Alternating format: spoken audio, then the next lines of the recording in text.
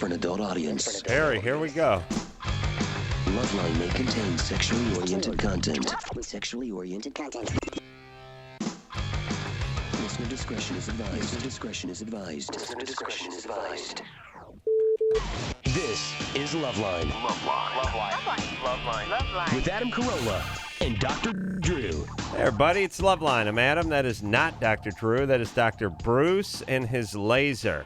Dr. Bruce, board-certified physician, addiction medicine specialist, removes tats off prisoners with lasers, and then takes years off the pusses of Beverly Hills chicks with the same laser. What versatility. Yep.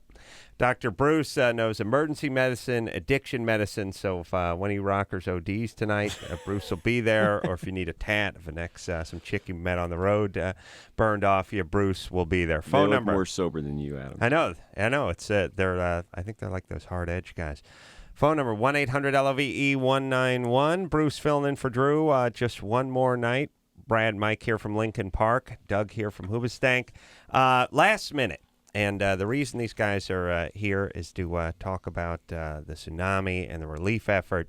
And I may screw up some things because we just got started. But I had heard that Linkin Park had ponied up $100,000, which I thought was very impressive just the other day. And I'm guessing Hoobastank is now involved as well as other bands. Yeah, we ponied up $101,000. Oh, 101. We waited to see what they were going to pitch in, and then, you know. And who else is involved, and how does it work? And we'll give you some phone numbers or some web addresses and all that stuff, and you can dig deep and donate yourself. So let's just talk about the project in the first place. What's it called, and how do people get involved? Okay, I'll break it down from the get-go so everyone fully understands what we're talking about. This is Brad, by the way. Not to be confused with these other clowns. Right. We in Linkin Park have actually had the opportunity to play all over the world, and in particular, we've had amazing experiences in South Asia, Southeast Asia. So when we saw the devastation on the news, it really hit home. So you played in the at least nearby the places? Or you we've there? Played in Malaysia, we've played in Thailand, we've played in Indonesia. Really? Yeah, so we've pretty much seen where these places are, and it's easy to just feel like, I was telling Doug, because Hoobastank has been there as well, I think it's easy to just think, oh, that's somewhere else, that doesn't really affect me. Yeah. But, we've been there, and those people are people just like us. So what we did is we made a donation to the Red Cross, who we've worked with before, and we actually started an organization called Music for Relief, and the idea behind it is let's try to put together almost like a coalition of artists who really care about raising the emergency funds that the Red Cross needs to get, the water issues, the medicine, get all the aid to these people, but also get their fans involved as well. So it's really been a collective effort in the music industry. And by the way, I know a lot of people think it's that sort of, I don't know, between the sort of act of God part and the people I'm not too familiar with part, it's easy to sort of, it doesn't come home like 9/11 kind of stuff. Right. And I don't know, just in a weird sort of humanistic, philosophical kind of way, I don't think the act of God stuff elicits enough sympathy from people. Do you know what I mean? Right. I mean, maybe I'm just making this up, but it's like, if a terrorist had hit him, everyone would immediately rally. It's because you got someone to get angry at, Right. If an earthquake did it or a volcano went off, it's kind of like, well, they must have angered the ocean god. It's a weird, I don't know, it's a weird, like, primitive thought. And I'm sort of guilty of it myself. It's like, oh, thank God it wasn't a terrorist attack. But just as many bodies are in the ground, and just as many people are without water and without medicine and whatever. Actually, much more, I would say.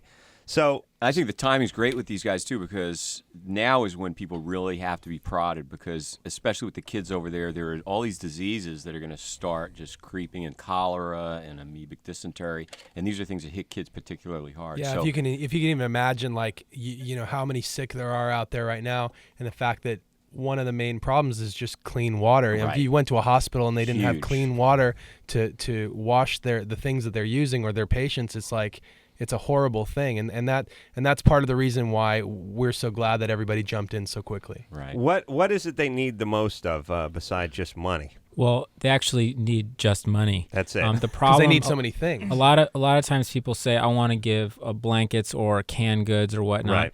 But a lot of those actually carry hidden costs that make it more cumbersome for the relief workers to actually get what they need to the people who need it. So by giving them cash, it allows the experts that are actually there on the ground to take that and get exactly what they need to the people who need it the fastest. And is the Red Cross the best way to go about that? Well, they're an agency that's extremely well respected around the world, and we've worked with the Red Cross after September 11th and also after Hurricane Charlie. So we really feel confident with them. That's why we've partnered with them to create Music for Relief. You do hear about these stories of these unscrupulous guys coming about and starting like bogus websites and ripping people off. And I just think to myself, like, first off, cosmically, where does that put you? You've just some chick in Iowa raised a bunch of money from her school, from her third grade class, and they sent it to you so you could get a new Kirker pipe for your jet ski. Like, cosmically, where does that put you? But, like, I always wonder just how these guys operate sort of emotionally. Like, I don't think they look in the mirror and go, man, am I a horrible person? I think they go like, hey, man, if you're stupid enough then you deserve her. Who is that guy? Like, it's just horrible. I understand the guy that steals the pie that's cooling on the, he's stoned and he's taking a walk and he smells some of Aunt Bee's apple pie. He goes and gets some. But the guy's going to rip off and bilk people based on 9/11 or based on some hurricane or based on a tsunami. I mean, is that worse? I mean, are you the worst? Is there anyone worse than you in that case? Child exploiters, those are the worst. Oh, yeah? Yeah. All right. I think when I see what's happening with the people that are going into these camps, refugee camps, and trying to get kids out for the slave trade and things like this, it's when people take advantage of children, and it ties into helping that you're doing. People are very vulnerable right now, and that's why, as you said, it's so important not just to give, but to give immediately. Right. Because they need help right now. And the and what is it? What is the long-term sort of prognosis? I mean, what is the plan? Are we just in cleanup mode right now and then start trying to control any outbreaks of disease? Right. What's like the guys are saying, hitting it on the head is water, pure water, and sanitation, because the type of problems, cholera is spread by impure water, and it causes dehydration. And it's as simple as getting the water purification going, getting the sanitation systems back in place, and then IV fluids for the dehydration that these diseases cause is almost immediately effective in saving lives. And then I heard there was a typhoon like blowing through there as well, as if they didn't have a ass full of water already. Then like a hurricane or some sort of at least major storm hit like the following week. And by the way, I don't know anything about that region other than a friend of mine said she went to Thailand a couple of months back and said amazing, beautiful, beautiful people. Everyone's great. Food's good. Yeah. So I said, all right. I've never been there, but now I want to go, but I'd like them to clean it up actually, and then I'm heading over. Are you guys going out? Are there any plans? Is there benefit concert? Is there anything we want to plug? I don't know if there. I mean, I don't know. Go ahead. But Go ahead. I'm sorry. Go ahead. You sure? It might be really important. I'll hold your hand while you talk. Okay, thanks, man.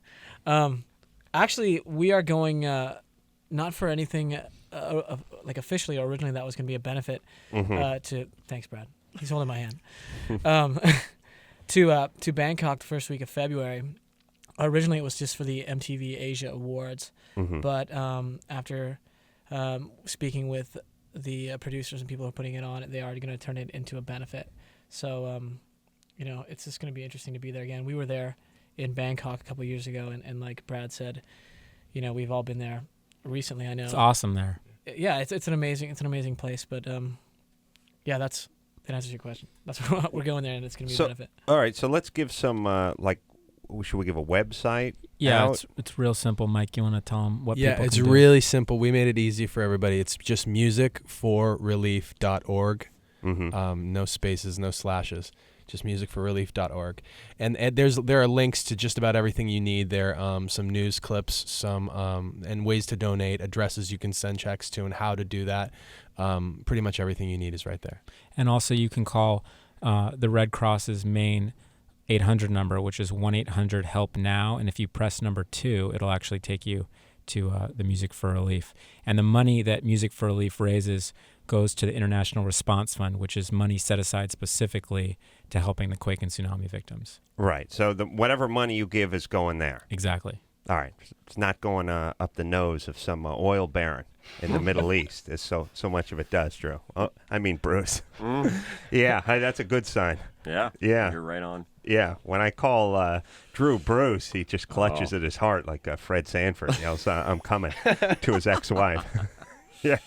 All right, let's take some calls. It is, timing-wise, again, another inane point, but having a major thing happen around the holidays where people are a little softened up and sort of in that reflective mode is probably a good time. You don't want like something to hit in June. Everyone's on vacation. No one gives a rat's ass. People are drunk. Holidays where you're sort of sitting around and you're going, man, you're right. I have it so good, It is true. We do have it so much better than the rest of the world. And let me just say this on another cosmic point in terms of giving. People think if they give something to somebody, they're going to have less. But I was really thinking about the handful of guys. I was talking to an old buddy of mine from North Hollywood, my first roommate, guy I've known for 25 years. And I said, let's think of the two guys we know who give the least. And mention their names over the years, Dave and Ray.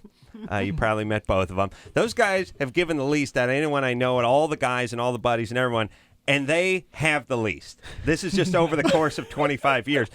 The guys I know, and Jimmy Kimmel's one of them. That's right. I'm not just kissing celebrity ass. The guy's a generous guy, and was generous long before he had any money. When he was just, driving a beat-up RX-7 and working on KROQ, he was a very generous guy. Wasn't making any money. He was very generous. He has the most, and he clearly by far and away gives away the most and always has. So there's a connection between the guys who give it away and the guys who get the most. And it's not some sort of weird cosmic John Lennon thing. It's just is. It's almost a weird sort of inverse math equation. The people I know that are the most generous are the people that have the most, and the people that are always looking out for number one, looking for an angle, and trying to rip somebody off have nothing. Yeah. Adam, can I throw some out Go. there? If anybody is, if Jimmy, I didn't know that about Jimmy. If Jimmy's listening, or if anybody who knows Jimmy's listening and he hasn't already donated to a fund, Jimmy, call in now. Call us now and let us know that you're going to be a part of this. Yeah. we are like we've been saying. It just started up, and time is of the essence. So he's a big network guy. Mike has now posed a challenge to Jimmy Kimmel. Challenging you, Jimmy. You're totally calling him out. I'm calling you out. It'd be cool if he just calls him. That's him doing me. Yeah. That's pretty good. Well, yeah. He's, got the divorce coming up, so things are a little bit tighter than they normally are. Talk He's about gonna be giving, giving, by the yeah. way. Oh, Not in the giving mood. Till it hurts. It's got to hurt. Yeah, but, Jimmy, if you're listening, buddy, give a call. Make a pledge. Yeah, everyone, make your pledge tonight. All right, let's start by speaking to Peter, who's 23. Peter? Hey, Adam, how you doing? 23, what's up? Yeah, how you doing? First of all, I think Linkin Park, they're in the studio. Yes, sir. Yes, Okay, yeah. and Hoobastank. Okay, great. I'm a big fan. You guys need to come to New Orleans. Anyway, listen, Adam, I had a question. Okay, LoveLine is like a program where people can call in and discuss their problems and get medical responses and advice, correct? Let me explain something. It'd be so easy to hang up on Peter right now, but critical callers, to me are like a loose tooth that I can't stop flicking with my tongue. Yeah. You know what I mean? It hurts. I know it's coming. I know wait where for this what is he's got to going. say, Yeah, his question is scratching and itching, wants to know if it's VD. Obviously, it's a critique of the show. And here's the thing. We should, just out of principle, hang up on him because it's not the call that he said it was, but it's that tooth. I can't stop flicking it. Yes, Peter, I am so secure, I'm going to let you finish your point. Okay, and, I appreciate you not hanging up, and that's very professional. I am a pro, yes. Okay, listen, and I know that you're a comedian. You got to do your comical part. It's part of the deal, and it's part of the show. But if you could just maybe let the doctor get a little more input in and maybe have more of serious conversations. Not that you're not doing a good job. You're doing a great job. You have a proven career. Listen, I would... here's the deal, and especially with Drew. We figured it out. We both get paid the same, except for I average getting paid about $4 a syllable, and Drew gets $1,856 a syllable. You know what I'm saying? Yeah, At the yeah. end, we get the same paycheck. It's just I talk 25 times as much as he does. So I'm actually doing all the heavy lifting. I don't mind sitting back and letting Drew bore people for a while, and I have no problem with it. And I would love to. I would love to talk less. Believe it or not, I would love to talk less. But the show starts to settle and even drag a little bit, and that's what I'm worried about. Yeah. All right? And let me just be fair to me one more time. When David Allen Greer comes in here, God. first off, Adam Carolla, one of the most generous guys I know. When David Allen Greer comes in here, he talks his ass off, and I barely say one word because David Allen Greer's funny, David Allen Greer's entertaining, and he's talking. And you can't shut him up. And you can't shut him up. But I don't talk. No. If we get a guy in here who wants to start yapping, and once out of every 55 guests, we get Steve-O comes in here when lights his nutsack on fire, and he's beaked up on like Percocets or something, and he never stops talking, he can talk. All right? All right, I'm going to... So that was the question? That was I an don't- awesome it? call. I don't know what the No, question no, was, but we got to. Bruce, you want to handle this one? You set me up. All right, here we go. Sandy, Hi. talk to Bruce. I just wanted to say hi to all you guys. Linkin Park and Hoobastank saw a concert in February in San Francisco. It was awesome. Thank you.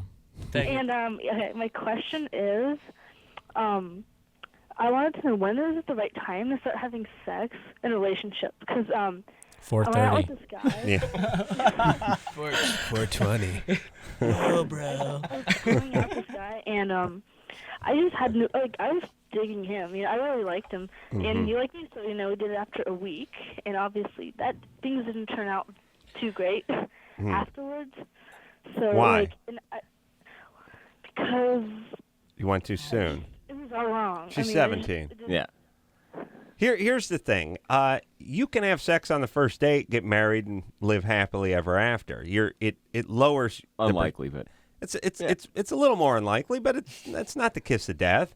I mean, there's no hard fast rule on when you get it on. I think whenever it feels except right. if you're But 17, you have sex. the younger you are, the longer you should string that out. Right. By the time you get into your 80s, you don't even come into the house on a date. You just put your pecker through the mail slot and you just start banging on the door. Start sucking. Just yell through that peephole. Oh yeah. Yeah. So When you see the walker moving toward the door, that's or the this is dog. what Peter's talking. All right. This is So no, Sandy, yeah, she's 17. She should slow it down. but you want some guidelines. All right. So can we do that? How many Sandy, dates? What do you guys think? how many dates? 17? Yeah. Doesn't it sound like she 17. already knows? She kind of has an idea of the answer, though. Well, she did it after a Not week, really. and it fell apart. Because Really? the thing is, I've learned from that experience. I learned that 1 week it didn't turn out good, so I shouldn't do that. But I have no idea when, because I don't know. Generally, when sex is based on intimacy, things go a lot better. And if you find the guy's I don't real really hot, know huh? I'm not really I've never been really that intimate, or maybe I really just don't know what the difference is. Well, see, here's the thing. I can't really tell. At 17, going for real intimacy is sort of, a waste of time. You should be dating and having a good time. But once you start having sex, you change the whole dynamic of the relationship. And if you wanted to get to know the guy better and you wanted to develop a friendship, it ain't going to happen. Once you start having sex, things stop in other areas in terms of developing feelings for the person as a friend. No, that's why guys that get laid at 15 are stupid. Because that's it. There'll be You know no what, more though? learning. It's true that guys enjoy the whole chase of it, and then as much as some guys may not want to admit it, but if they get it too soon, they just they lose interest, especially a 17-year-old. Come on. Yeah. You're not going for the marriage. Right. relationship At least the 17. guy's not, you know. This guy's probably 38, though. Sandy? Yeah. How old was this guy? He's 20. 20. Yeah. 20. When a 20 is dating a 17-year-old, he's usually just looking to get laid Oh, anyway. absolutely. Well, he's not looking for good I'm conversation. guessing so. That's what all my friends told me. All right. Well, you got to listen to all your friends. All right? Yeah. All right. Yeah, I should. All right. Well, Sandy, here's the deal. You sound kind of immature, and that's fine. You're only 17, but you seem a little saucer-eyed. Yeah. And the world's your oyster. Everything's new and exciting. So here's what you need to do. Slow down a little. You're moving a little too fast. Yeah, I know. All right. Go out All with right. guys your own age. It's really hard. I don't know. The damn hormones. Wow. That's what I always say. Yeah, and then you want to have Dad around to sort of eyeball these guys. And that really actually does affect me. You don't have a dad? My dad's never been around, and like I totally have these urges to be on men, and I know it's because of that. Like, Yeah. All right. Well, there it is. So I knowing don't know what to do about it though. Like I really want like I need men, but I don't know how to about getting it the right way. Because the way I do it, I sleep with them.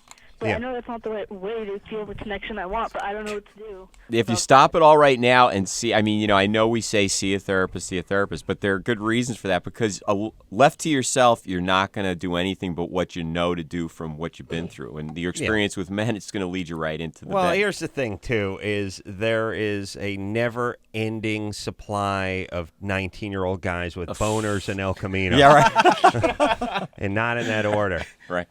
Oh, maybe in that order, No, yeah. who knows? Yeah, I the don't care. point is how, we always talk about this, which is if you're a 16, 17-year-old girl, your dad abandoned you, everyone becomes daddy, you have many issues surrounding men, all of a sudden you wake up, you're 15, you got a C cup going, and guys are checking you out at the mall, what are you supposed to do? Fill the empty School's place. boring, everything else sucks, your mom's busy with work and her new boyfriend who you don't like, and all of a sudden you're the belle of the ball.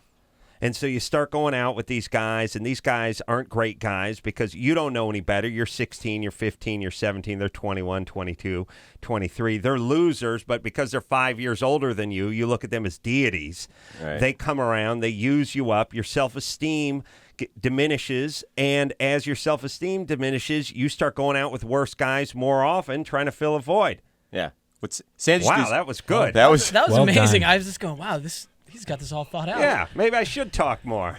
That's it. That's my pledge in the new year, to talk more. right. Yeah, and judge. Drew's That's gonna my get new. back That's and my give me- resolution. But also, Sandy, do something for somebody else. I mean, this is a great night to talk about getting together with friends, not looking at how you can please yourself, not looking at, get together and form Yeah. some sort of a group, get some donations going for the tsunami thing. Start doing some things for other people. And I really, yeah. She's gonna get together with a few guys, Yeah, have right, sex, yeah. get That'll drunk, be and fall, group sex. pass out. Okay. No, but it is. I know it sounds trite and ridiculous, but seriously, getting together and getting some money and doing something from somebody else. I was a Catholic Big Brother for a while. Far before any quasi-celebrity came to my life. I was a Catholic Big Brother, and I remember I got sort of sucked into it, like a friend of a friend, and next thing you know, I'm at a meeting, and next thing you know, boom, they give me a kid, and it was like, he lives far away, and I got to see him every Sunday, and I got to buy the Taco Bell and stuff. It was rewarding.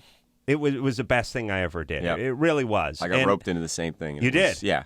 First year in medical school. I no less. recognize you. You were my kid. Put that wind-up beanie on and lick that giant lollipop. That's why I'm yes. so successful. No, but it was a great thing. It did was, and it- change. And it takes time, but people that get a lot done have plenty of time or are able to get things done, and it does something for you. And again, you hear the cliches, better to give than to receive and all that kind of stuff, but it really is important. And by the way, look at any loser, find any guys living in that crappy one-bedroom and he's in his 40s or living at home or got a car with a bunch of primer and Bondo on it or doesn't have insurance or doesn't have a hot wife or any of that stuff. Find a loser. I'll find you a guy who gives nothing. I'll find you a guy who gives zero, whose favorite charity is themselves. That's the guy. Find me a guy who's got everything. I'll show you a guy who finds time to donate. Look at the correlation. And it's not just about money. It's not, well, of course, the guy has a crappy job. He doesn't. No, you don't. Look, I didn't have any money when I was a Catholic Big Brother. It doesn't cost any money. Just spend a couple hours on a weekend. That's all. You show me a guy who has nothing, I'll show you a guy who gives nothing. All right. Absolutely. So forget about the tsunami victims. This is for you. This is a selfish act. You should give money. And you are a millionaire. I'm literally a millionaire. Yeah. I may have to kick over something, too. Thanks for bringing that up, by the way, Bruce. You're quite welcome. We will, and by the way, do as I say, not as I do. That's another adage I like. Linkin Park represented here tonight. Also, Hoobastank here talking about the relief for the tsunami victims. You can go to the Red Cross. You can go to the website, which is www.musicforrelief.org. Just one word, musicforrelief.org. Make your contribution or call 1-800-HELP-NOW. 1-800-HELP-NOW. We'll be right back after this. LoveLine. Okay, wait. My hair. We'll be right back.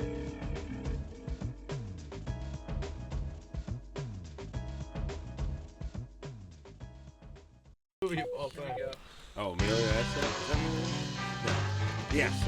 It is. It is. And the big bad guy is the Mack truck. Yeah. And there's a little army jeep that just has it. It's the only machine. 3, 2, 1, and go. Hey, everybody, it's LoveLine. I'm Adam. That's Dr. Bruce filling in for Dr. Drew. Doing an adequate job. I'll give him a 5. Drew will be back tomorrow night along with Crystal Method. Brad Mike here tonight from Linkin Park. Doug from Hoobastank in tonight. Getting involved with the tsunami relief, and if you want to make a donation to that very worthy cause, you can just go to www.musicforrelief.org. All right, or you just call the Red Cross, and 1-800-HELP-NOW is the Red Cross number. They will happily accept your donation. You know, Adam, I'm really, really stoked that during the break you pulled Mike and me aside and told us how much you're planning on giving to Music for Relief. And I know you're going to probably wait till later in the show to keep people tuned in to let them know the amount. But I want to say it was extremely generous. I just want to thank you. We really thank you. You know, it was just extremely generous. You must and I know be a very, very rich man, because like he was saying, if you give a lot, you must have a lot. So you really practice what you preach. And, well, I don't want to give anything away, and the reason I pulled you aside off the air is because I don't like to talk about myself on the air. My job is sort of conductor. I move the calls along. I get the information to the kids. I help the kids. I don't filibust. I don't talk about myself. I don't give personal stories. Those who listen to the show know. I don't lucky if they know where I come from or who my parents are, any of that stuff. And I don't like to talk about myself again. So I didn't want you to talk about it on the air. And I won't say how much exactly just yet. But I'll give you a clue. It is at least what you put into that vending machine. And then some. And I'm talking at least. Could be. And by the way, anyone who's seen what came out, we got Cokes, we got cookies, we got a Snickers bar. It is going to be at least that and then some. All right, Bruce. Yes. Your only job, really, is to get me coffee and pick the calls. I picked number 6. You're 1 poked for 2. At it, and you poked at it. But remember the sticker I plan? put it there. Yes. You moved it 3 times since I put it on 6. Really? Yeah. All right. Mike? Yeah. I'm calling you a liar, Bruce. You're 17? Yep. What's up? Not a whole lot. How are you guys doing? All right. Hold on a second. First off, never talk to dudes. That's the one thing I've learned from doing this show. Don't talk to 17-year-old guys. I know, but it's like a train. It's like the brakes locking up on a freight train. Just sparks sailing out. Mike, we'll talk to you in a minute, but there's no chicks. Is Sam? Could Sam be a chick? Michelle. All right. We can help her. Michelle? Hey, what's up? You're 21? Yes, I am. What's up? I have a question for Dr. Bruce. I really love sex, enjoy it and everything, but I cannot seem to have an orgasm. Mm-hmm. And I've tried it on my own, messed with myself, doing all that, and I just can't. And I know I've been really close. Like the guy I'm with, I've been with him for a couple of years, and I'm comfortable with him. But it's like when I get to that point, like I'm close, I can't, and then I don't really freak out, but I just kind of like, okay, let's stop. Like, yeah, you're all up in your head. Yeah, it's very common in women. It's very common for women in their 20s not to be anorgasmic, not to have orgasms, and it's not related to a disorder of any sort, but it is. I've found it goes from the mid-teens to just past menopause. In terms of the age range of women who have almost no ability to orgasm. Seriously, a significant percentage of women in their 20s don't have orgasms, and that will What about change. oral sex? Does he give you oral sex? Yes, he does. And you get close? Yeah, I get really close. Like, and then I don't know. I just, like, stop. I don't know what it is. Yeah. The only thing I can liken that to is a guy's when once in a while you get drunk and you try to pull the hat trick off. Like, you know, I mean, just you got some time to kill. Maybe like remember when you were in high school and you took a sick day and you just went at yourself like a maniac for like an afternoon, and you're like, Do you ever used to play games like that? I got a friend. yeah, A friend. Mhm. Yeah. A friend. You Yeah. know who he is. Who I've caught a few times doing this on his lunch break or sick days, whatever. Mhm. He would be playing Nintendo and stuff like that, and like he would challenge himself, like if he beat the level, gotta do it. You know, oh, like a drinking game. yeah, basically that was it. Wow. I know who you're talking about. Yeah. Really? We went to high school together. What was it in what would like when you do the drinking games you watch like Adam's so excited about this. Bob Newhart. I like this. This is a new challenge. Right. Like I could do it on the road. Like if I make this light, I got to squeeze one off. Okay. Yeah? Yeah. Okay. Basically, It's kind of like yeah. that. It was for the old Nintendo. You remember the Kung Fu game, right? Mhm. When you just go like right across the screen and you beat things up every time you went up the stairs. Those are man. short levels. I Yeah. know. Oh my God. It was a sick day, man. Yeah. Sick. And just think as about a- this. yeah. She said she loves sex a lot right now. Think about how much she's gonna like it when she can orgasm. Yeah, I know. Women are amazing. They can have sex. Like I got a boyfriend. They go at it for twice a day for 3 years, no orgasms. Guy, by the way, 5th or 6th try, no orgasm. I'm quitting. Whatever it is. Different mentality. I don't care what it is. I don't get an orgasm. I'm going home. Right. That's my mentality. Anywhere. Yeah. Oh no, Anything. anywhere. Restaurants. No. Ball Sporting games. events. Yeah, yeah. Work. It doesn't matter. If I don't cash in, and I mean now, brother, I'm out of here. Oop. I'll be staying for the next hour. All right. Let's talk to Michelle. Michelle. Uh-huh. Yeah. So you're all up in your head. You're pushing too hard. You're only 21. You gotta sort of relax and let it come out of you. If you try to squeeze it out, it's not like giving birth to an orgasm. It's more like it's more like a tampon got wedged in there sideways or something. You gotta relax. You're comfortable with your partner, Yes. and have you talked about this? Yes. Now, you feel like he's familiar enough with female anatomy to understand the way Yeah. things. All right. He does a good job. Yes, he does a good job. All right. And it's me who then will freak out or be like, okay, hey, let's stop. Or All right. Well, just take it slow. What about a glass of red wine? a glass of red wine. Yeah. Loosen you up a little. It doesn't work.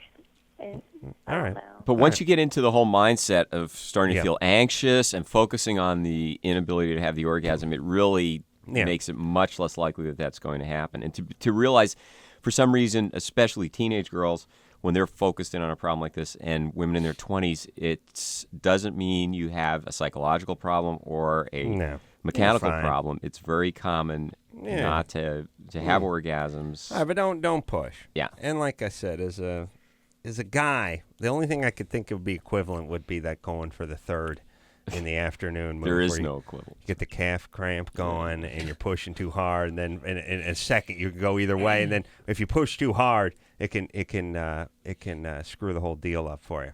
Yeah. Mm-hmm. I have something called grit though, and I'm usually able to, come out on the happy side. Sam, Yeah. you're 16. Yes, I am. Wow. Adam, you're my hero, man. Thank you. We're just talking about masturbation, and that's what your question is. Yes, it is, my friend. Wow. All right. What is it? May I call you my friend? I'm sorry. No, you may. Go ahead. All right. Hey, so I'm pretty regular about that sort of thing, Mm-hmm. I pretty much every day. Sure. But the thing was, I had let up for about 3 days over the weekend, and went back at it, and everything went fine, and then this yellow gelatinous balls started, they were mass came out. It was very, It's still liquid, but perfectly normal. Sometimes even something called hematospermia. You can have blood in your sperm. It does not necessarily mean there's a problem. But Really? Yeah. From clearish. What's the yellow? Is yellow an infection? It can be, but not typically. But everyone always calls in and asks about consistency. That doesn't make a difference, does it? No, consistency has to do with, there are many variables that would affect that. Mm-hmm. Just like people call in and ask about what foods they can eat to alter the taste of the sperm. There are Right. many sort of urban myths Really? about this. But if Well- you have a yellow disc, Yeah. Don't hold back on us. Yeah, come on. What do you got? I don't have any special information. I know it's liver I think wrapped garlic in bacon. Yeah, that would definitely do the trick. Give you a special taste. What do you think? I don't want to know what makes it good. I want to know what makes it bad. You know what I mean? I'll stay away from that. I should never gone down that road. I don't need it. I don't need to be like some sort of like vanilla soft swirl coming out of me. But I just don't want it to be rank. You know what I'm saying? Yeah, I really don't have any information on that. But yellow discharge is a problem. Yellow sperm or yellow, that's not a problem. What he's So if it's leaking yellow, you got an infection. Absolutely burning when you but urinate. But if the batch is yellow, you're fine. Right. Okay. Good to know. Yeah. I'm going to go test during the commercial. Right. You want to talk to Alana? Yeah. All right. Alana, Yes, you're 15? yes, I am. What's up? Well, I am on to talk to Linkin Park. Hi, guys. Hi. I was wondering which one of you thought of Music for Relief, because it's just a wonderful idea and it's so generous. I want to thank you guys so much.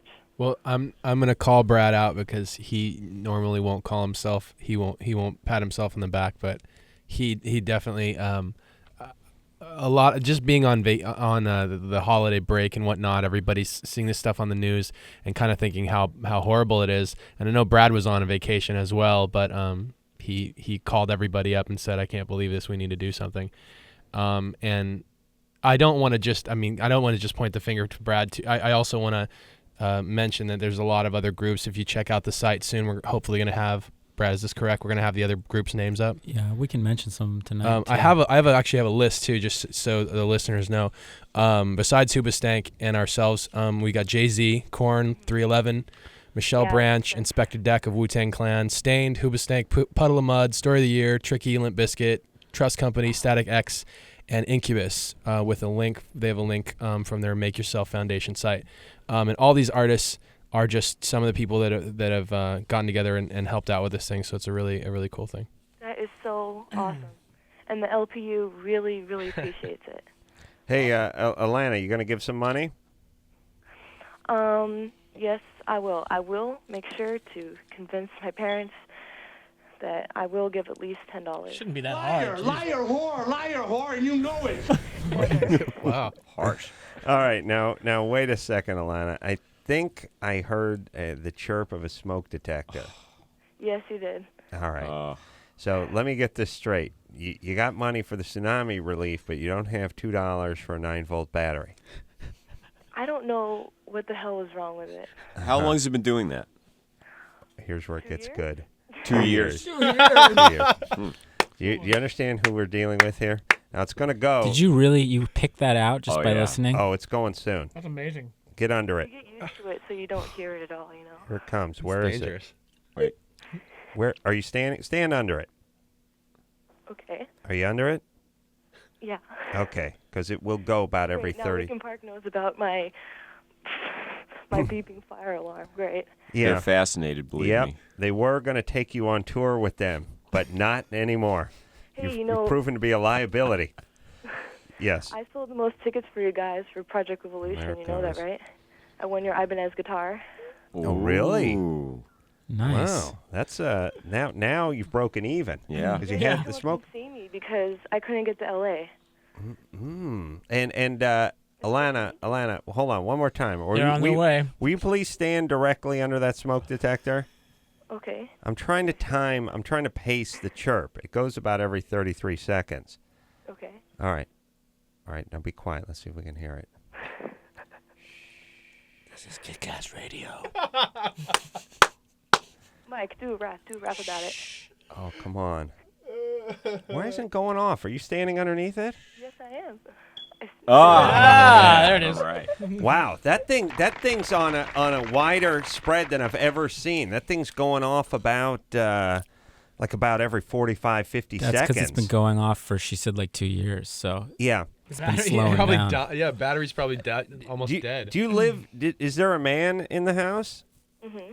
There is. There is. Is he confined to a wheelchair? Yeah, is he Or 3 is he feet tall? just like chained to a bong? Like he can't get on a goddamn chair and put the battery in the thing?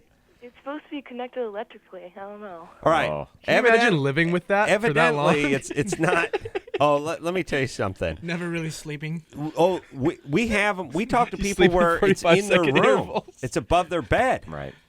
I say you would drive a reptile insane. You understand? Like if you had an iguana in an aquarium, it would eat its own tail, try to kill itself because it would go insane because of the chirping every 34 seconds. People get used to it. And let me just say this about that. Imagine when they made the smoke detectors. And there must have been some sort of federal regulation that these things have to last this long. They have to put out such and such a decibel noise. When the battery gets low, they probably made very stringent guidelines. Like, look, it has to be 100 decibels. It's got to be every 30 to 35 seconds. Nobody could ignore it. Irritating. Nobody could possibly. Nobody. Yeah. Now, not only people know it, I don't think people can fall asleep without it.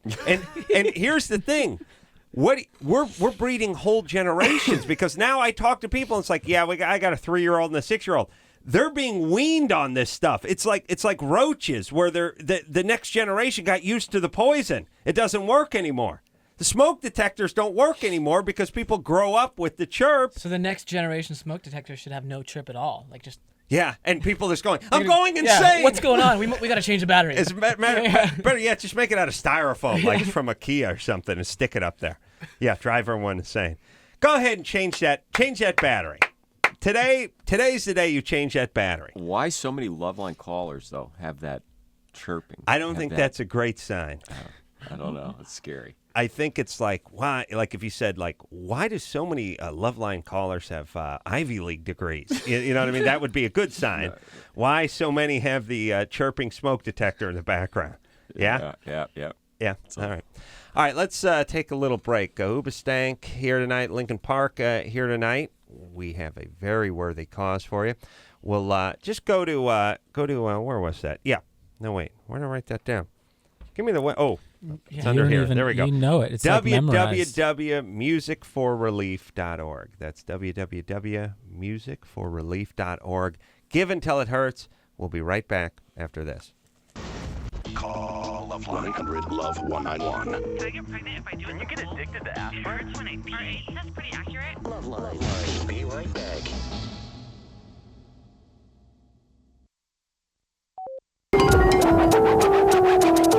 Hey, everybody, it's LoveLine. I'm Adam. That's Dr. Bruce. Dr. Bruce. Filling in for Dr. Shut up! We're having our own conversation over here, Adam. Could you excuse us for a second? We're having a conversation over here. You guys just use it like our national airways, like your private intercom. Just hanging out on the air. It's great. Linkin Park here tonight. Hoobastank here, talking a little about the relief effort for the tsunami, and Linkin Park has generously given $100,000 of their own money, and you can go to www.musicforrelief.org if you want to get in and give a little too. Yes. And don't let that dollar amount scare you. We do have friends that have given like $10, $20. Anything Perfect. You can give, Dude, please. I told you not to say how much I was giving. Why'd you do that? We do have friends in this room besides Doug that, anyway. Yes, anything is going to help, and I imagine it goes a long way in that part of the world. Yeah, it's when we were over there. I mean, just like I was imagining when we heard about the tsunami in the first place, what we saw like on our days off in between shows. Because when you're playing, if you just come into town and play a show, you don't really get to know the area so much. Mm-hmm. But if you've got a day off and you can really go and like visit, just go look around a little bit. That was the first thing I thought of, is like some, at one point we got in a boat and just kind of saw the city from the water, and that was I was thinking of that. Like some of these houses, some of these places are little shacks. People are not living off very much, so a U.S. dollar is considerable. If you can give a couple bucks, it does make a big difference. Once it gets converted into the local currency, it really goes a long way. Yeah, and it's good. Not only good karma, but it's a nice calling card. The money ain't coming from Benny Laden and Company. It's coming from the blue-eyed guys over here. Your buddies with their red ties and the sport coats. United States. Yeah, and we should show. It's a good chance to step up, show the rest of the world we're not so bad. Yes. Yeah, let's kick Canada's ass is what I'm saying. It's a I race. was waiting for that. Cheap Canucks. Where they send over like a hockey puck and a Gretzky jersey. Some Labatt's blue. Yeah. The Labatt's bear. Sweaty guy in a bear outfit. Come on. Mike, Yep. you're 17? Yes, I am. Oh, you. What's up, buddy? Not a whole lot. How about you? All right. Please ask your question. All right. I'm going out with this girl. We're pretty serious, and you know, I love her a lot and all that. But in the past, she's been with like several other people, and I've only been with like one person. And I don't know why. It probably sounds kind of childish, but it just like really bothers me, and I really don't know what to do about it. All right. Here's the thing, Mike. I'm gonna change your life with a couple quick syllables, and then we got a break because I pushed everything back tonight and screwed us up. Every guy has this. I had it in spades. Every 17-year-old guy has this. They can't stand it. And the fact that you didn't get laid much really just magnifies the problem. Here's the thing. If you're going to be with her and enjoy yourself. Don't be with her and torture yourself. Don't be with her and screw with yourself or pick at yourself. Just be with her. And here's the thing. Get a little zen about the whole thing. You're not going to marry her anyway. Have a good time. Don't beat her up. Don't beat yourself up. Don't think about the other guys. Who cares? You're not marrying her. You're 17. Yeah. This is your first or second girlfriend.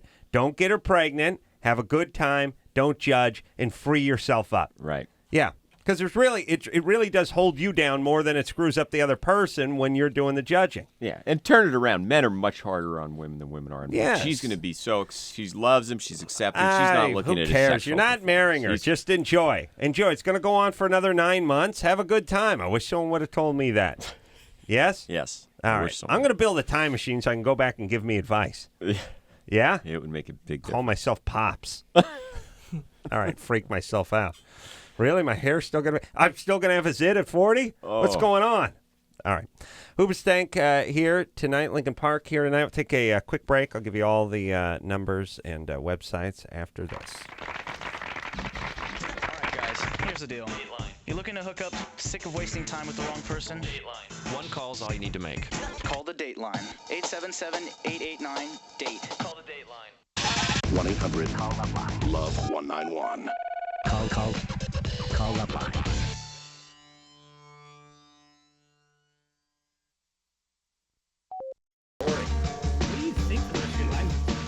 You know what? Surprisingly, not much. He's a nice guy, but he's like, didn't think about it.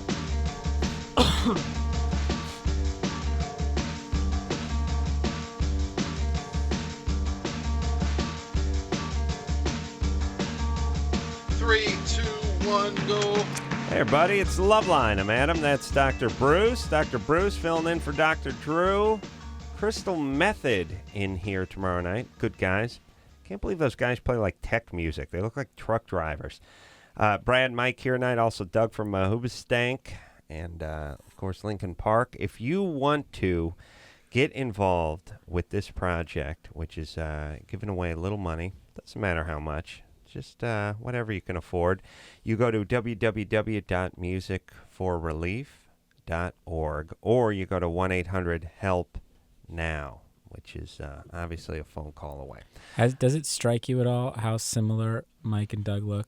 Sitting next to each other, it's not just blowing your mind right now. Strike you how the Asian community here has to share a microphone? Did he just do the Asian guys look alike? I don't They know, all look man. the same. I think Is that what we just got in the studio I here? don't know. I think it's because you're both so handsome. Yeah. He's trying to It's backtrack backpedal. Here's and backpedaling. covering up. Yeah. You know, Mike... He's right about that, but he's still backpedaling. Yeah, I know. Mike, there's a famous car designer with a Shinoda last name. He did it. I think What was there's it? Corvette, right? Larry Shinoda. Yeah, that's right. Yeah, that's no. I actually something really funny.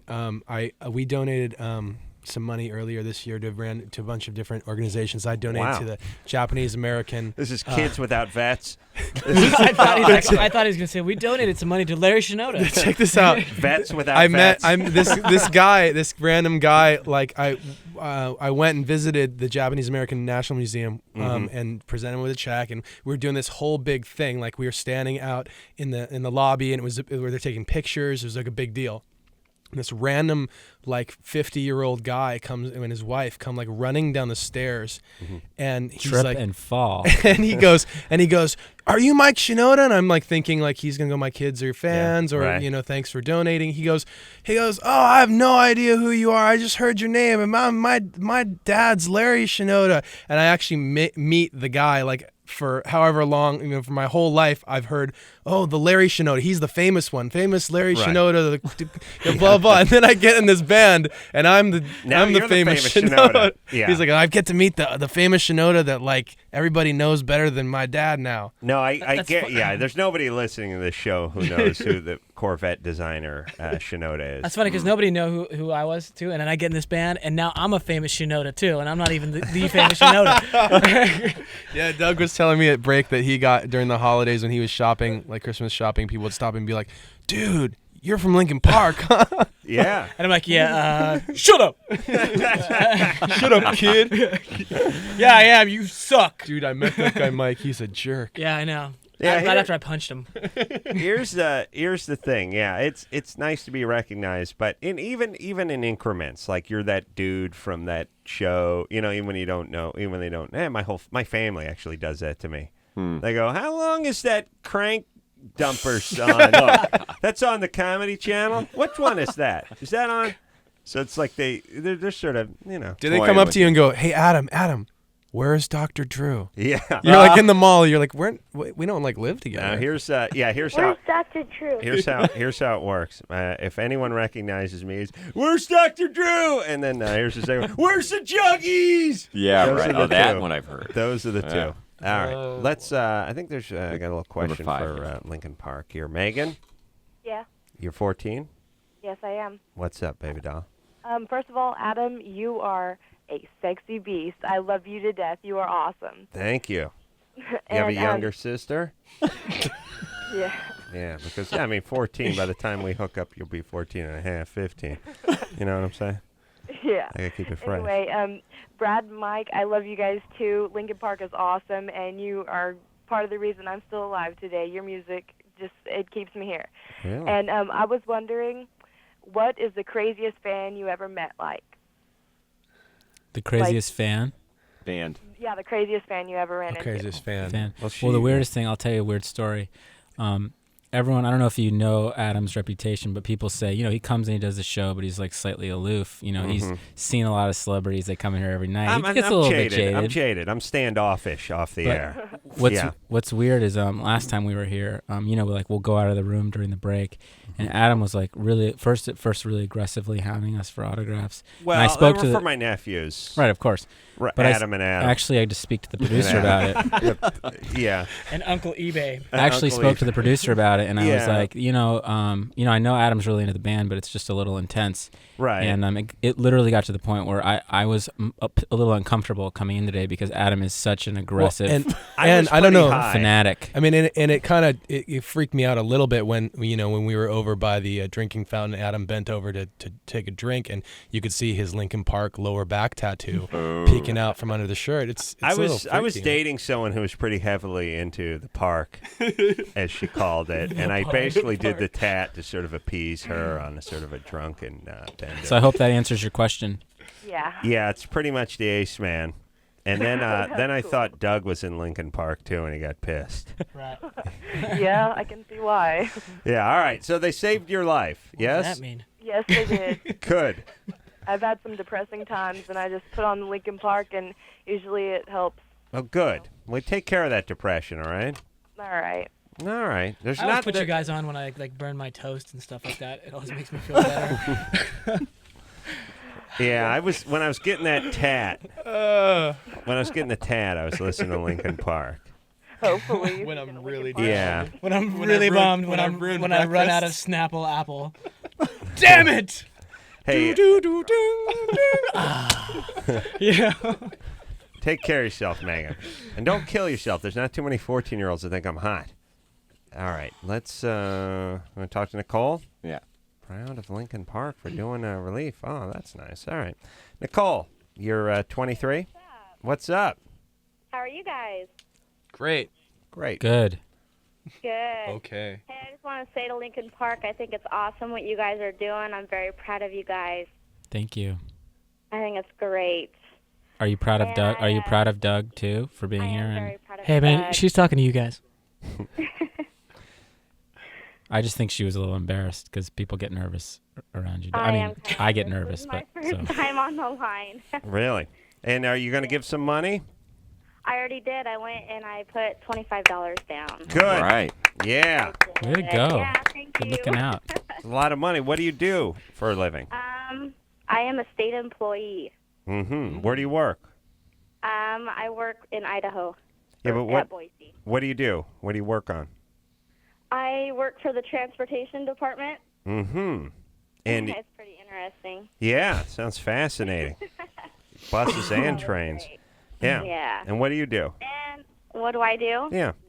I am kind of like a secretary. All right. So you don't make a ton of money, right? You're not a rich woman. No. But yet you dug deep and gave $25. Excellent. I did. That's awesome. Yeah. that'll go a long way. And one day, if a tsunami hits Boise, she's calling from Boise. Yeah, which would never happen. You never say never. That's what I've learned in this business. Right. It's snowing right now, so. I'm just saying a tsunami hits Boise and somebody from some other part of the world digs deep and gives you $25. I say more, probably 25 with interest. All right, Yeah. Nicole? God bless you, baby doll. Thank you. Thank you. Hey, when is Linkin Park coming back to Boise? Thursday. They're coming Thursday. We're gonna be at Steve's Sugar Shack this Thursday. They'll be there Tuesday and Thursday. With, They're even numbered. At the Chuckle Hut. With, Yeah. We're opening up for the Beatles. When do you, what's a good, I know it's a trite question that's probably asked, but I haven't asked it in a while. Where are the good places to play now? Is LA jaded? Is New York jaded? Do you want to go to the middle of the country? What's the vibe like? You mean in the States? Yeah, in the States. In the States. Let's let Doug answer that. What's that place? Way to get out of that one. No, what's that place with the is it Washington that has the rocks and like the canyon? Actually, I have an answer. Yeah. I have a serious answer. That's in Washington. The best place to play, one of the best places to play in terms of fan reaction, like intensity, is by far is Utah. Oh, really? Oh, absolutely. I actually agree with that. You concur. I think concur. we've heard it before because I think the theory was they're wrapped a little tight, a little pent up, and they just explode. You know, that's why the shows in Japan are amazing too. Oh, really? I would. that was my theory on it all. That they were just so businesslike all the time. You know, they go to the shows and they just explode. Yeah, they go ballistic. Right. Yeah. You know what I like? You know what I like to.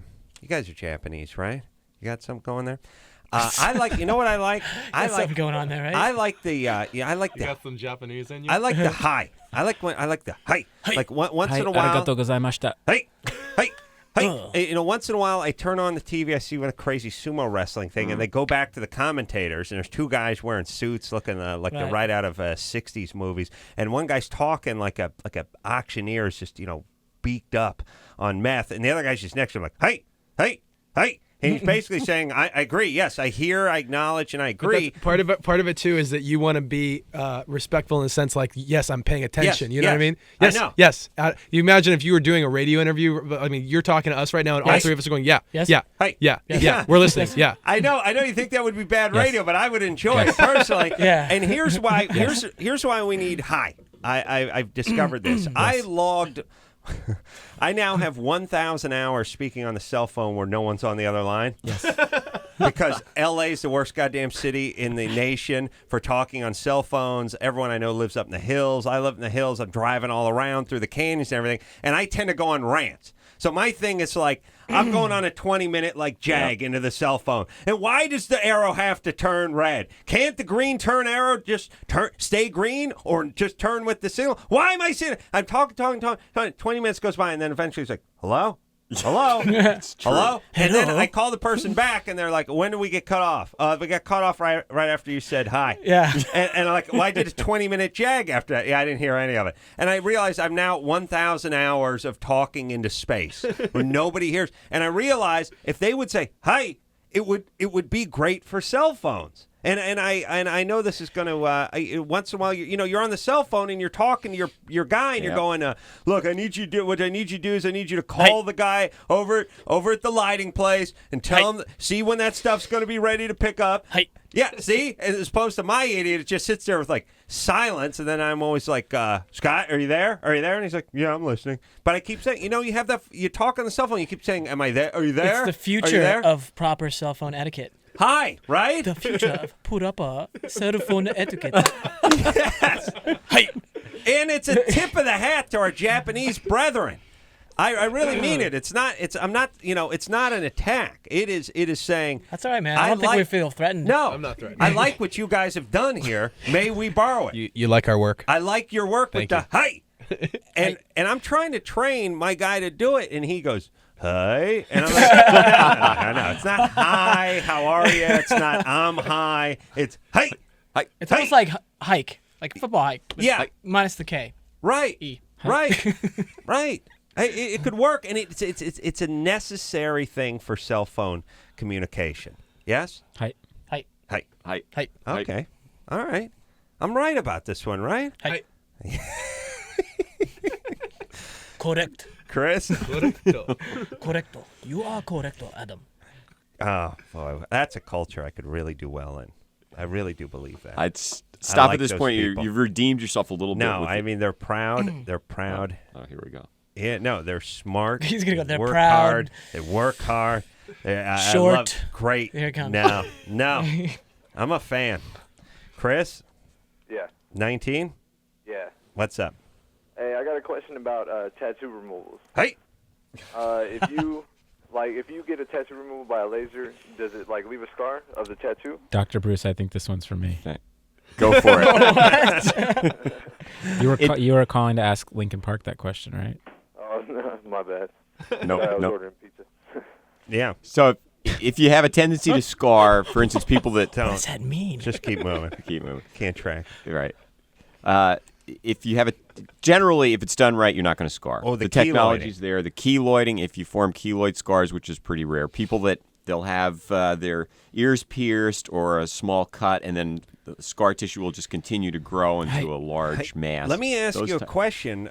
Speaking of Asians, which is the brother man tends to keloid, right? Mm-hmm. Darker pigment in the skin. It's more common in the darker your skin is, it tends to be more higher percentage chance of getting the keloiding scar. It's more common. What about the Asians? No. No, but the more pigment you have, the more chance that you're going to have hypo or hyperpigmentation. You're going to have a darker area left behind or a lighter area than your native pigment after you have tattoo removal. So you have to better watch to do the it. energies. Better do it on a white guy than an Asian guy. The lighter someone's skin, the less chance there's going to be any evidence when the tattoo removal is done that there was ever a tattoo. All right. Mike, we're safe. Mm-hmm. Yeah, you guys are lying. Remove away. Mm-hmm. Mm-hmm. So how many like a dry sessions? erase board. Adam, you're thinking about getting that Linkin Park tattoo removed I was thinking after this experience. I was going to have it replaced with a Lincoln Log. Actually, it's an average of 8 to 10 treatments done once a month. And sometimes it's limited by pain. Depends on which. Chris, what are you? You white guy?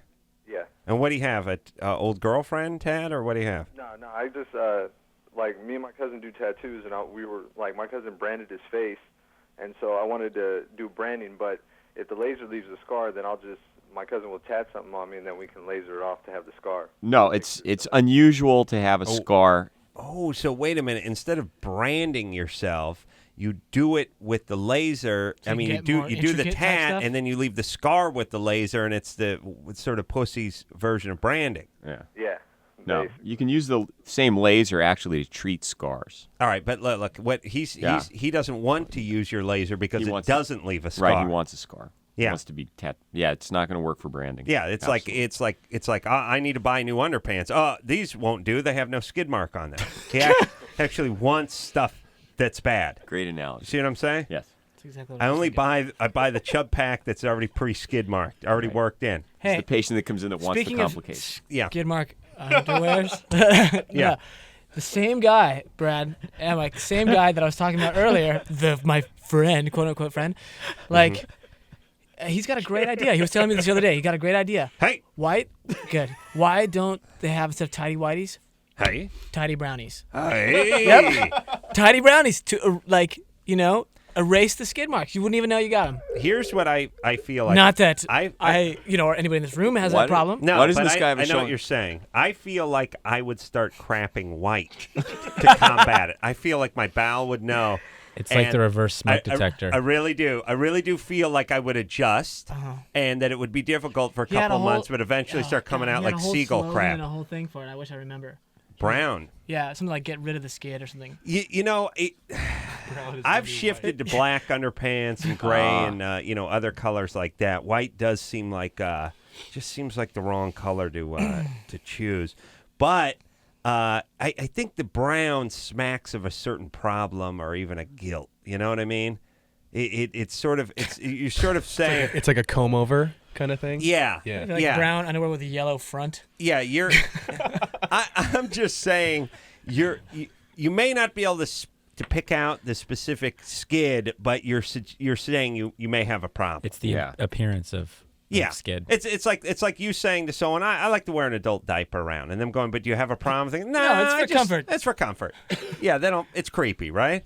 That's all I'm saying. I got more stories about that guy in adult diapers too. So let's move on. Well, let's play a little. Let's play a little Germany or Florida. This game is sweeping the nation, and especially it's rocketed us into the new year. Here's how the game is played, everybody.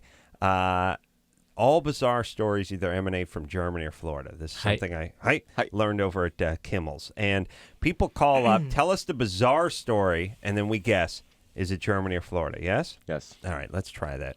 Let's speak to Adam, who's 17. Adam, how's it going? what's happening? I have a Germany or Florida for you. Mm-hmm. And I've been listening to the show for about 5 years, and the best part has to be the lightning round. Oh, really? Bruce hates the lightning round. All right. Go ahead. I love Linkin Park, and the guitarist from Hoobastank, my friend gave a demo from one of his band. His name's SFM, but you said you were really jazz. Is it the guitarist that's on? Hey. No. Hey, Adam. This is called Germany or Florida, not I got to get my stoner buddy a record deal. No, it's fine. I got Germany or Florida for you. That's what you got to do. All right. A man who was fascinated with explosives blew himself up after putting a homemade pipe bomb in his mouth and lighting the fuse. I think I've heard this one before. He put the device into his Really? mouth and flicked the lighter. What? He blew himself up with a pipe bomb. Yeah. In his mouth. Yeah. All right. supposed He to guess took on the this? device into his mouth and flicked the lighter as his petrified flatmates and girlfriend looked on. The bomb, which might have been created using instructions from a book on explosives, then blew up, causing him serious head injuries, and he died on the same day. It's All right. easy. All right. Germany or Florida? It's easy. What is it? All right. Well, we'll just start. Brad, go ahead. It's Germany. Germany. Initially, I All would right, have said Doug. Florida, but after flatmate, I'm going to have to sign with I heard Brad. flatmate is Yeah. well. I don't think they have flats in the Panhandle. Mike? I'm with the group over here. We're all going Germany because of the flat. Florida. Oh, Bruce. Bruce won last night. yes, Did he you did. not? Bruce we is such a have heard contrarian. flatmate before. I know that's something they have in England. They would call an apartment a flat, but do I they don't see call it that in Germans blowing Germany? their heads off. Well, yeah, though. it's like if this news article was written by somebody in England about a story in Florida, I can see your point. but, Ooh, yeah. interesting. Ooh. Wow. Tell me. Thank you. Thank you. That's too obscure. But I'm gonna Okay. go Germany. Anyway. I'm going Germany too. Everyone's going Germany except for Bruce, who goes Florida. Adam, what is it? Germany or Florida? Well, Adam, you're never wrong, but you are now. What? Because it was Florida. He put It that was in there written just to in throw an us English, off. Newspaper, though. Oh, Mike. See? Way to That go, threw man. us off. Yeah. All right. Thanks, Thank you, Adam. We're gonna Because I send- was thinking Florida at first because of the pipe bomb. Yeah. Sounds too un-German. Yeah. He but read one of that book, that anarchist cookbook, and Right. I heard flat So too. He and really it's that was stuck unfair out at me, but he threw us off on that one. But you know what?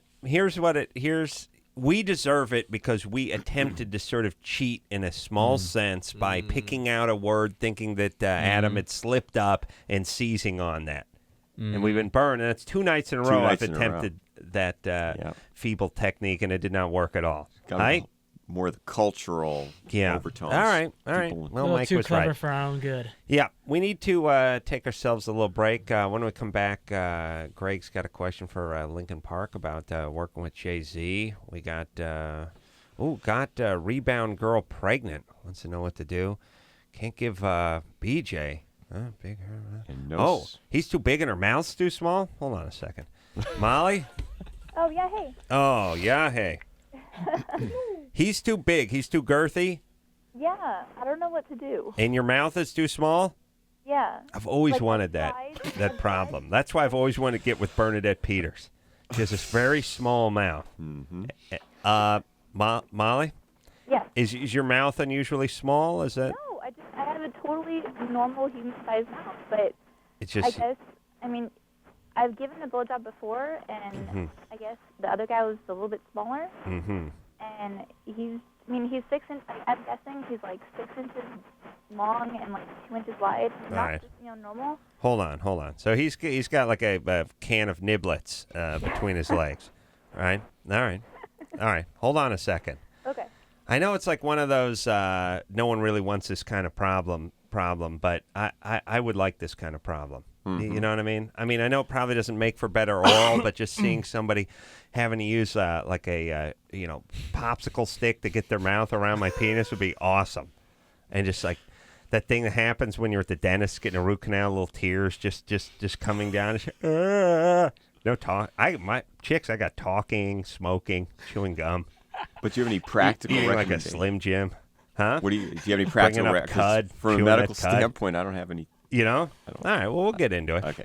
All right, Hoobastank, Linkin Park here tonight, talking about the tsunami relief. You just go to www.musicforrelief.org and you make yourself a donation.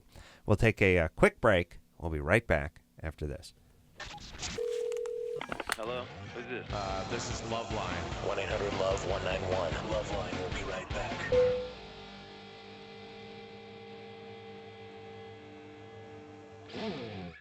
Here we go. I mean.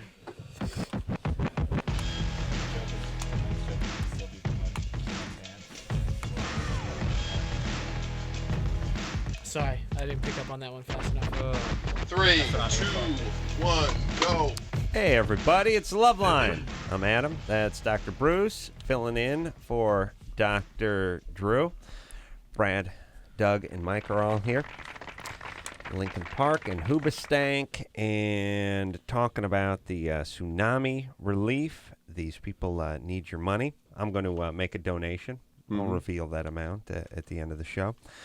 Oh, son of a bitch, Dr. Drew. He goes and makes money in Florida talking to some condom nerds. I lose money staying behind doing his job. But it's for a good cause. That's right. That's the important thing. Hey, and you know what? It's karma. Yes? Can I thank some people? Sure. I was just saying earlier during the break that, we started this thing up and really kind of wanted to get to involve as many people, musicians and fans and just people we know, get them involved in the cause. And everyone's been so great, and there's been so many people that have helped us to accomplish this. I mentioned some of the bands before that have stepped up, but we should also really thank KROQ because the station's been great in terms of getting the word out. MTV too, they've been great. They actually broke the story on their website, and I'm sure I'm forgetting a lot of people, but if I'm not saying your name, I want to thank you for helping to make it all happen. And the Red Cross for jumping in with us. The Red Cross, Hoobastank, a lot of really great bands that are making this a priority. You go to 1-800-HELP-NOW. 1-800-HELP-NOW. That's the number for Red Cross, and you can make your donation. Or you can go to www.musicforrelief.org and make your donation to this very worthy cause. All right, let's talk to Greg, who wants to know how it was working with Jay-Z. Greg? Yeah, what's up, Adam? What's up? You're 16. I'd like to ask Linkin Park what it's like working with Hova, Jigga Man, Jay-Z himself. You always know the big Jay-Z fans when they start using his multiple names. Mm-hmm. They like to show that knowledge off. I wish I had multiple names. It's like Ludacris fans who call him Luda. Like you always know that really? they're the guys. Yeah, he's a good guy. He's a real good guy, down to earth guy. It's kind of surprised, not so much because I assumed otherwise, but because I didn't know what to expect, and given the guy's status and how many, just how long he's been at the top of his game, you kind of expect that when he comes in the studio, he kind of just runs the show and does what he feels like doing, and kind of, he can do what he wants. But he actually came in, he left his ego at the door, and he was really friendly to everybody. I mean, it's on the Collision Course DVD, you can see us first meeting, and you can see the guy is completely, like, he's just a cool guy, just real nice and real professional. How'd you guys get hooked up? We actually, MTV came to Jay and said, because so many mashups have been done with his music from the Black Album and whatnot, they wanted to do a live show with him, and they said, who do you want to work with? And he called us. And that's nice. Yeah, we were, obviously we're pretty flattered at that point, but I didn't know how to kind of respond to that, because it's one thing to like talk to a guy like that and say, we can do it. This is what it would sound like, but that's not necessarily gonna do it. So instead, what I decided to do is I threw together I did Numb Encore and I did Lying From You, Dirt Off Your Shoulder. In our bus, I think we were in Europe at the time, and I sent those back overseas to him, and that was our response. Like, yes, we'd love to, and here are 2 songs to prove it. And he was really impressed, and that kind of set things off on the right foot. And he was like, "Hey, Greg, Yeah. we're done with you now." Thank you, Greg. I just want to say, Adam, you're off the fizzle. Rest in peace, Notorious, and Linkin Park. You guys stank. All right. And he hung up. Yeah. That was amazing. And he went out like, on top, that caller. Yeah, it's great. He got the last word. White as a ghost. Probably I had his bar mitzvah 2 years ago, and he's just walking around wigging out. All right, let's talk to Molly. Don't knock it till you've tried it, I guess. Molly? Yeah, hey. All right, so you have what you would consider an average-sized mouth opening. But your boyfriend has a much larger than average penis. Maybe, I don't really know. Maybe it's just that I don't know the right way to do it. Maybe because when I open your mouth, but when I put my mouth over it and stuff, I can't really move around a lot. It's like right, clogged. Can't get things done. Yeah. You want to make waffles, you want to program the TiVo, and you can't get anything done. Business, but I can't. Guy's penis is too big. No, I know what it's like. You do? Yeah. Whereas if you're doing like, sodomy, you can get around the house and do stuff, I hate to be graphic, but it's true. I can get stuff done from that position. So what do I do? Phone, conduct a lot of business over the phone, that kind of stuff. I think this is, you need to sort of break each other in a little here sexually. I don't think there's anything we can tell you over the phone other than sort of relax, don't push too hard, and, don't freak out. And by the way, all you girls who are worried about how you're, whether you're doing a good job or not, don't worry about it. It's just the fact that you're doing it. The guy is stoked beyond belief. Yeah. Yeah, he is, especially if he's a civilian. If he's in a band like one of these guys, well, you become a little jaded, years on the road, a lot of groupies, that kind of stuff. But for your average guy, and what does this guy do? He plays music. He's a really cool guy. Uh-oh. Yeah. If he plays music, he may be used to better. He's not like in the whole band scene. Oh, like, they're not. Cool guy. He's not making any money. He works at Coffee Bean. He works at Coffee Bean. String quartet. He's excited. Believe me, believe me, you could just take a tumbler and fill it with lard and just shove it on there. He'd be excited. Oh yeah. Oh wait a minute. Gotta write that down. Yeah, write that down for me. Yeah, that may be a good one. Hey, Molly, you're fine. Are you guys in love? Yeah, I'd say so. All right. I mean, as far as a 17-year-old relationship can go, yeah. All right. Yeah. Very either super mature or super bitter and jaded. I can't figure out which one it is. It's one of those. All right. The point is you guys just get along, and mazel tov is what we have to say. You'll be fine. That was almost a good pronunciation. Was it close? I'm not Jewish, but many people think I am, so I'll take it. And I got my step-grandfather was Jewish, so I learned a lot of things from him. Got the lingo down. Yeah, I got the lingo down. and I know how to guilt too because he would do that thing. Drew does that. Drew's half Jewish, and he does that guilt thing, like my grandpa would do. I go, Grandpa, I'm leaving now. So you're going to leave? Yes, I'm leaving now. So you're leaving? It's like you gotta say it 4 times, so you just feel like hell. A Gentile just let you go. Like you tell the Gentile grandpa, I'm leaving now, Grandpa. Don't let the door hit you in the ass on the way out. That's the Gentiles. The Jews, they give you a little surus, as they call it. A little guilt. It's a little something for the road. Is that accurate? Yeah. Brad? That was good. Is that good? All right. Okay. All right. Drew does that. Drew did that to. He'll do that to Ann. Ann will go. I'm going outside. I'm going to wait for the band. Drew will go. They're not here yet. You see? Painful. Yeah, and he's Works. wounded, and Ann will have to go. No, that's why I'm going out to the goddamn parking lot. You retard.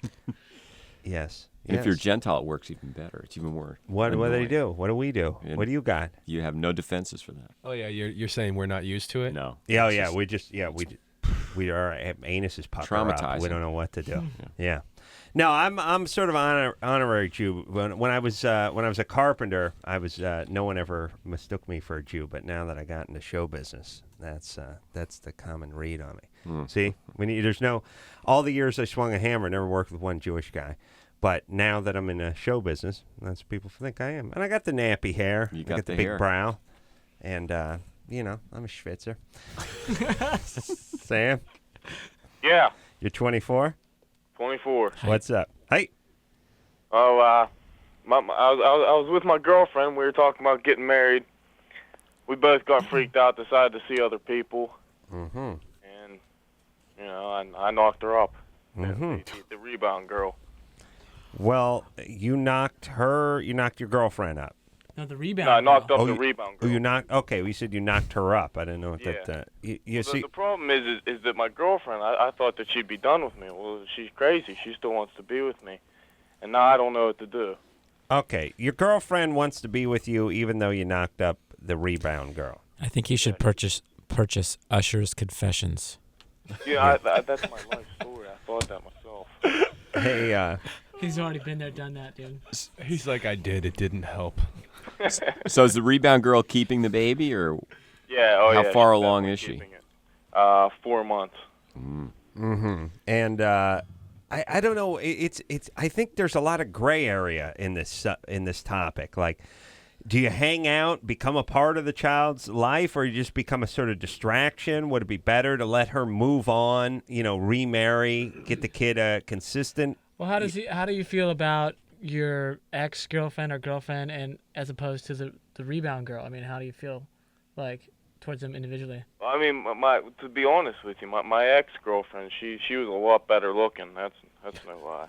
Yeah. All right. So that kid could be ugly.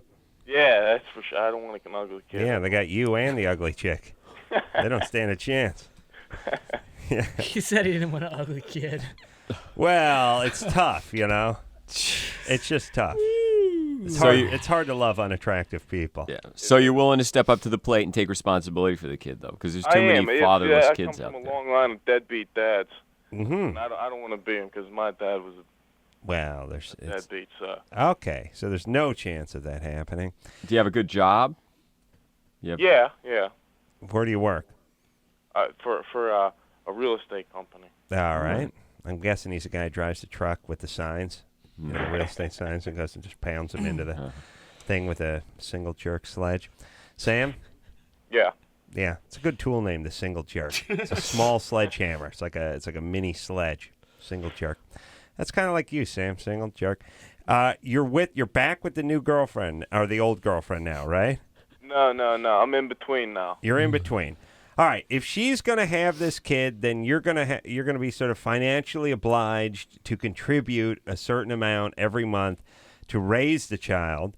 The question is do you become a distraction? Do you confuse the kid? Right. Do you show up once a month as Uncle Sam? Uncle Sam. What? Yeah, in the red, white, and blue. What does that mean? No, that a only happens tuxedo on- with a top hat. That happens on April 15th. Yes. Oh, and that's when the raping begins. Let me Yeah. tell you. I was thinking a lot about that. I'm not going to soften my bid, but I was thinking I was sitting home and I was thinking, I should give something to this tsunami relief. Tax deduction. And then I thought, well, no, I took it a step further. I thought, wait a minute. I gave away hundreds of thousands of dollars to the federal government last year, and they're helping out. So you know what I mean? I just so you paid kind them. of already are. Yeah, I paid the federal government, and they sent over a couple of helicopters with some Bisquick in it. I mean, whatever they're doing. My point is, I didn't leave it up to them. Let the pros do it. It's I a pay weak them. rationalization. All right. I'll kick in. Kick in some money. All right, Sam. Yeah. You need to do the right thing, and what the right thing is not going to be decided tonight. You got to do what she wants you to do. You got to do what's in your heart. You have to give money. Which she is that? Well, she is the woman who's pregnant. Yep. Okay. The welfare of that child is your responsibility in some ways. Yes. So if she finds some other guy that's great, that's willing to support the kid, and you not being in the picture is better, then maybe. I am a proponent of you saying, look, if you can hook up with somebody who's consistent, who's going to raise this child as if it was his own, and is going to be here for this child, that would be the best case scenario. Right. Better than I'll be in Florida and I'll send the kid a stuffed animal twice a year. Yeah, you know unlikely, what I mean? but it's a good scenario. All right.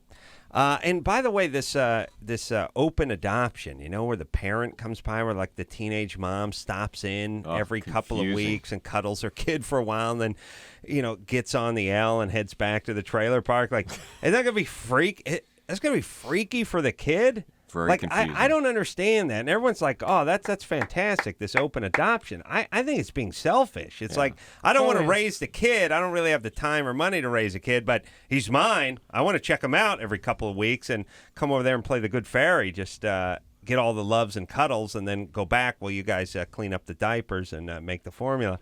Like, it's just I don't understand. That seems like almost like a trend rather than something that has some. Yeah, it's like, look, if you're going to give your kid up for behind adoption, give your kid up for adoption. If you're not, don't. But don't give it to another family to raise, and you stop by every month as aunt whoever. Yeah, very confusing. Very confusing. All right, let's take ourselves a break. If you guys want to get in on this pledge, I'm going to reveal my amount. Perhaps I was going to tell Bruce, but Bruce is driving a car that his sister gave him. Oh, yeah. how I mean, dare look, I got to be honest. This is going to be a little painful, but I'm going to save you a couple of bucks. My family Camry is a wonderful, wonderful car. His sister gave him like a '86 Camry with 2 million miles on it, and I had to co-sign for the laser. So. As much as, and I know you're thinking this guy's a doctor, things have, it's been a divorce, things, it's not been a great year for Bruce. Bruce, I'm saying this to save you a couple bucks. I'll donate a guitar. Donate a guitar? Yeah. Oh, yeah, you have a nice collection of guitars, well, right? actually, the divorce sort of took its toll really? on that, too. So Took we'll a few negotiate guitars? something. Maybe you put a guitar in, because you have some very nice guitars. We'll find a way to make that should work. get some money. Yeah. All right, and I'll reveal my donation after this. 1-800-LOVE-191. LoveLine. LoveLine with Adam Carolla and Dr. Drew. We'll be right back. I think Duntoff is the Corvette guy. Sonoda is a Corvette guy. Well, I'm not saying he's the Corvette guy. Okay. I was saying that he is, in his world, he is best known for his contributions. 3, That's his best car. 2, 1, go. Hey, everybody. It's LoveLine. I'm Adam. That's Dr. Bruce. Dr. Drew in tomorrow night. I'll see if I can squeeze him for a few bucks, but don't expect any blood to come out of that rock. He's tight. He's tight. Oh, yeah. Passionate, but tight. Passionate man. Super tight. We're talking a little bit tonight with just a few minutes left about the devastation of the tsunami and what people can do to help out those our brothers in that part of the world. They can go to www.musicforrelief.org and make their donation, or they can call 1-800-HELP-NOW, which is the Red Cross number, and make their donation. Let's take a quick question for Linkin Park. And Arvin. Yeah. What the hell kind of name is that? Next up one. Okay. What's up? You got a question for Linkin Park? Yeah, I was wondering when's your next new album? Go ahead, Brad. You got it, man. Our next new album is coming out a month ago, and it's called Collision Course. Yeah. Yeah, and what is it? Is it 18 months between, a year between, 2 years between? Have you worked out an average yet? 18 albums a year for you guys, I think, right?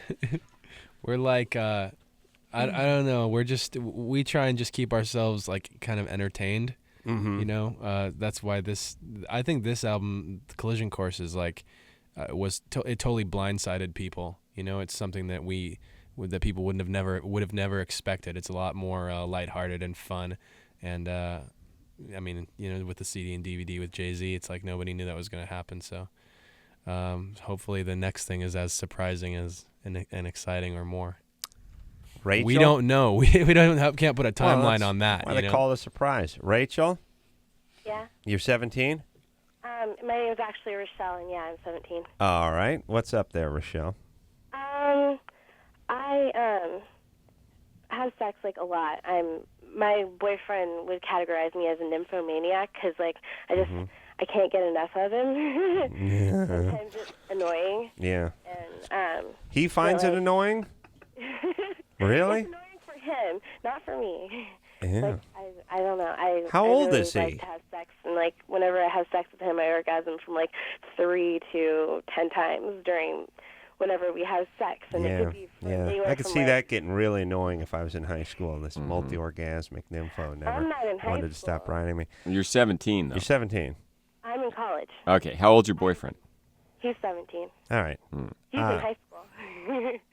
Right. That's why. I'm sure he's bummed about having an older girl who orgasms all the time and wants sex all the time. Next thing you know, you're going to tell me you have a small ass and huge cans. That's really going to piss him off. Yep. I'd be beside myself if I were him. Yeah, I said he was in high school, by the way.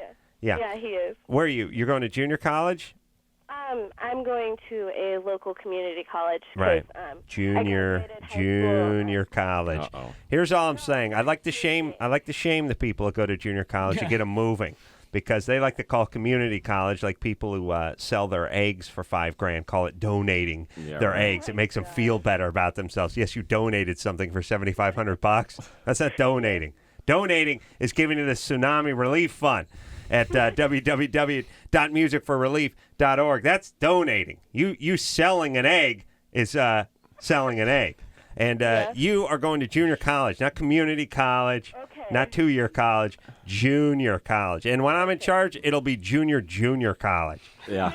Yeah. So, It'll be the equivalent to looking at the kids menu. That's why I went like this is part of my shame program. Anyone who goes to junior college becomes a junior. When you go to a restaurant, you get the kiddie menu and the high chair. That's right. Now the good news is you get in the movies cheaper. I can't do anything to stop it. Rules are rules. All right? There is a good side to this. But everything else is just junior. You can't buy beer. You can't buy cigarettes. You're junior. You got to eat at Carl's Jr. You got to eat at Carl's Jr. That's right. That's Mints. right. You can't eat Junior Mints. Junior Mints. You can't eat at Bob's Big Boy. It's got Big Boy in it. You're going to the junior place, Junior. You sit in that high chair. I don't care if you're 470 pounds. You got to sit in that high chair, and you got to read off the menu that just has spaghetti and macaroni and cheese and chicken fingers. Yeah. So is right. Rochelle sexually compulsive? With a problem, or is she? All right. Don't get pregnant. Have a good time. Stop acting out. Reel it in a little bit. I think you're freaking the guy out. Yeah. Well, she also sexual addiction does exist, and it has more to do with going after just the feeling without the intimacy. All right. Boring. Can be a problem for some people. All right, let's keep going. We'll come back. I'll tell you what I'm going to donate to the very worthy cause after this. 1-800-LOVE-191. LoveLine. LoveLine with Adam Carolla and Dr. Drew. We'll be right back.